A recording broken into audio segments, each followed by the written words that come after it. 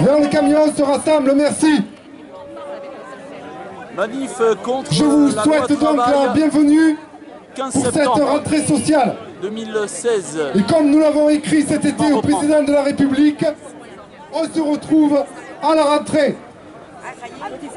Le gouvernement pense avoir gagné la partie en faisant passer au forceps une des lois les plus rétrogrades de la Ve République et une des plus néfastes.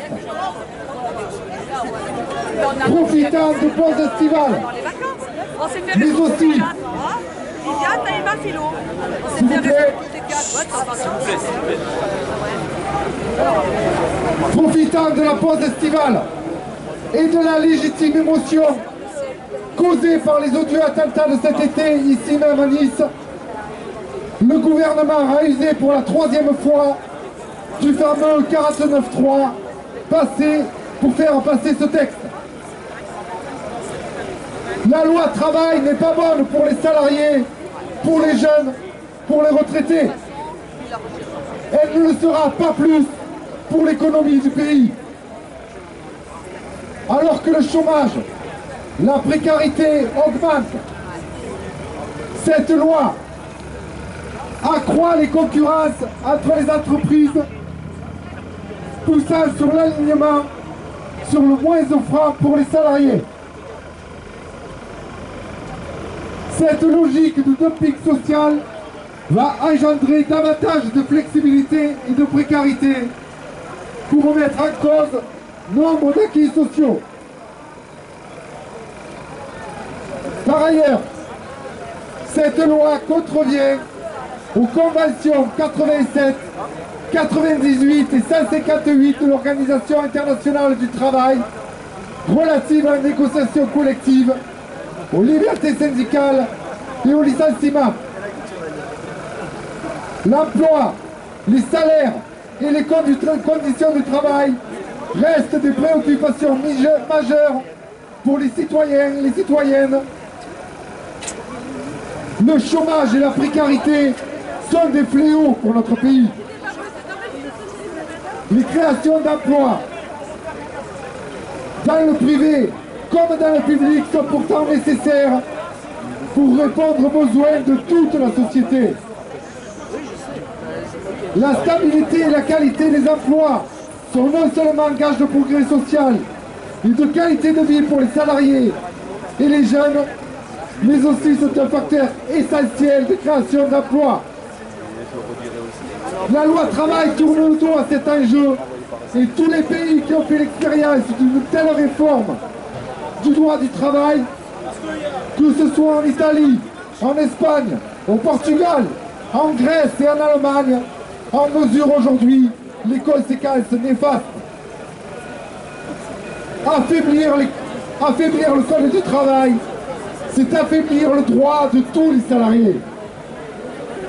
Et il est clair qu'à terme, la fonction publique sera aussi concernée, car nombre de règles statutaires relèvent de la transposition de dispositions du Code du travail,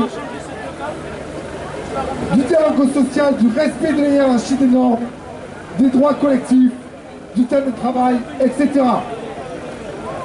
C'est pourquoi la CGT, avec l'ensemble des organisations syndicales, continueront à mener tous les débats nécessaires avec les salariés, les jeunes, les retraités, pour, à l'inverse de cette loi, promouvoir notre proposition, obtenir son abrogation et gagner de nouveaux droits pour toutes et tous.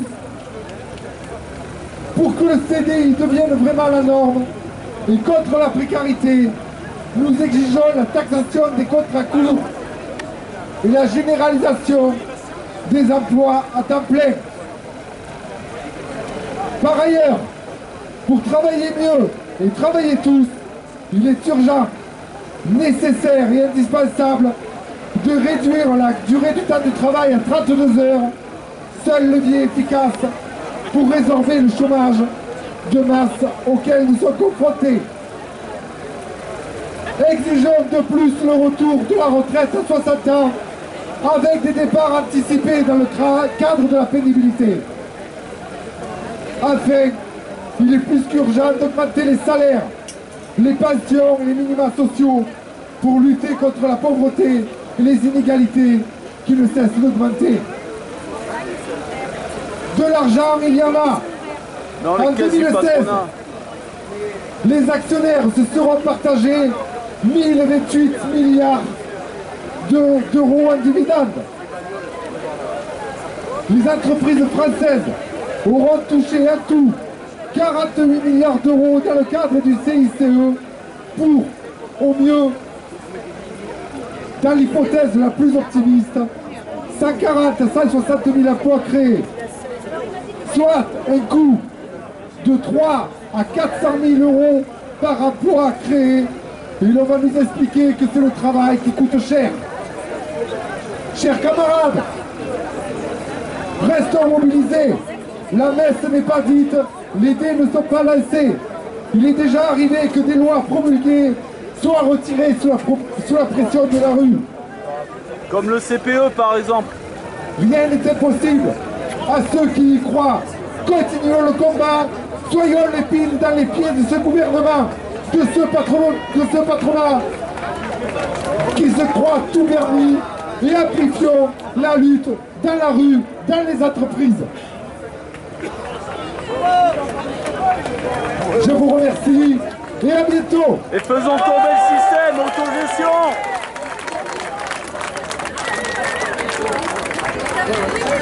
Ah ouais, franchement, hein.